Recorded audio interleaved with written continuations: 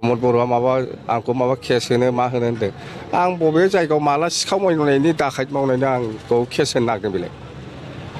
आंथ' जेरावबो सिखाव खावबाय दाखायतबो खालामाखै आं मानि केस होनो नागिरदों आरो श्रीरामपुर गेटआव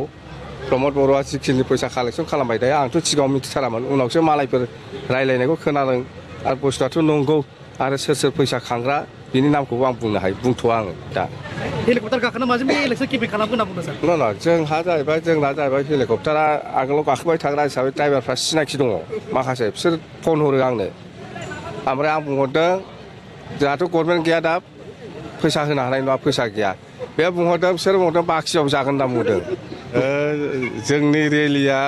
थांनाय 13 तारिख मासनिफ्राय जागायदों ओमफ्राय दिनैसिम मथथे 32थासो थांबाय आरो दंबावो 8था 9थासो दंबावो मथथे जिखिनि रेलि खालामदों जोङो बिराद साक्सेस पजिटिभ आरो जोंनि बे रेलियाव अकल बर' नङा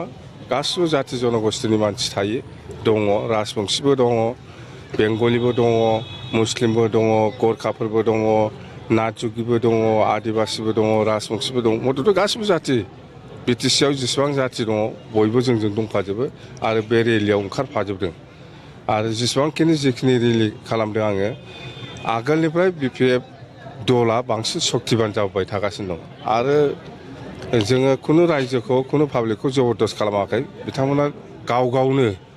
माने गोसो जानानै ओंखारबोदों जिहेतु प्रमद बर'आ बे 3 बोसोराव मा खामानि मावदों मावाखै बेखौ रायजोफ्रा मेगनजों देग नुजोब्बाय जायनि थाखाय जोङो दिनै खुनु रायजोखौ कनभिन्स खालामनो हायाखै गावनो ओंखारबोदों आरो प्रमद बर'आ बिटिसिआव जेबो परिबर्तन लाबोनो हायाखै जिर' दिनै आबसुनि माखासे लिडारफोर आरो इउपिपिएलनि माखासे लिडारफ्रा फैसा जानायनिसो कम्पिटिसन जागासिनो दं बिटिसिनि फैसाखौ जानायनिसो कम्पिटिसन जागासिनो दं माने खुनु खामानि मावनायनि धान्दा गैया बिस्रा बिटिसिनि फैसाखौ बोरै बख'नानै जानो बेसो बिनि बादै जेबो गैया जिर' जेबो खामानि मावाखै आरो प्रमद बर'आ आंखौ माबा केस होनो मा होनो होनदों आं बबे जायगायाव माला सिखाव मावनायनि दाखायत मावनायनि आंखौ केस होनो नागिरदों बेलाय आंथ' जेरावबो सिखाव खावबाय दाखायतबो खालामाखै आं मानि केस होनो नागिरदों आरो श्रीरामपुर गेटआव प्रमद बर'आ जिखिनि फैसा कालेक्सन खालामबाय थायो आंथ' सिगाङाव मिथिथारामोन उनावसो मालायफोर रायलायनायखौ खोनादों आरो बुस्थुआथ' नंगौ आरो सोर फैसा खांग्रा बिनि नामखौबो आं बुंनो हायो बुंथ'आ आङो दा खिन्थु दैलि बियो माने 30 लाख 40 लाख कालेक्सना जायो बेखौ प्रमद बर'आ लाबाय थायो बिसोर जेब्ला 15 बोसोरनि सारमोननि बिबिआर दोलोखौ बुंबाय थायो 15 बोसोराव जोङो बहुद मावबोदों मा 15 बोसोर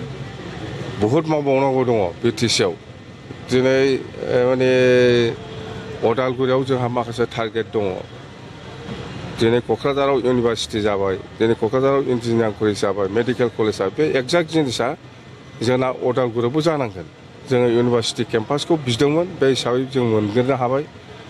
आरो क'क्राझाराव जोङो सैनिक स्कुल बिदोंमोन बेखौ जोङो मोनबाय मथथे बेबायदि एडुकेसन साइडआव आरो जोंहा बहुत इन्सटिटिउसन नांगौ एग्रिकालसारनि खोथा दं इउनिभारसिटिनि खोथा दं क'क्राझाराव जेरै जादों अदालगुरियावबो बेबायदिनो जानांगौ बेथ' रहस्य जेबो गैया गोबां रायजोफ्रा बाहागो लाफैयो नोंथांमोना नुनो मोन्दों नुगासिनो दङ खारना जाहैबाय बे 3 बोसोराव जेबो जायाखिसै आरो बिटिसिखौ प्रमद बर'आ धंससो खालामगासिनो दं सेससो खालामगासिनो दं बिटिसि सेस जानायखौ बे ओनसोलनि रायजो राजाफ्रा रावबो मोजां मोना सोरबा राजबंशियानो जा सोरबा गरखायानो जा सोरबा मुस्लिमानो जा सोरबा बेंगलियानो जा